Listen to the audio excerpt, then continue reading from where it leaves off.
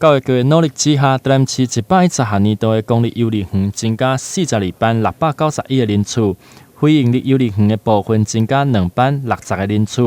预计伫今年录取率嘛会突破8成。26号上午，市长会特别来到协进国小，来进行公立甲非营利幼儿园的新生抽签启动仪式，期盼家长拢会当抽到心目中的学校。如果过去维持在人工抽签，会变成非常混乱，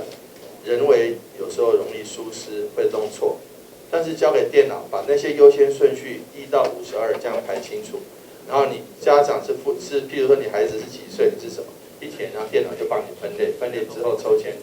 这个优先顺序就出来。所以说，然后电脑也滚头刀，但是有些复杂的事情，我们让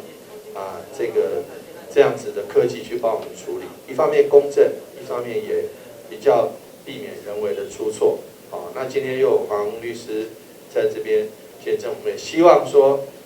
这个在我们孩子的进入教育体系的第一步能够走得稳，然后能够走得顺畅。公立幼儿园对110学年度开始，全市拢使用电脑抽签。非营利幼儿园的部分，伫今年将抽签的作业改成电脑化。110学年度有9间非营利幼儿园申请电脑化的招生作业，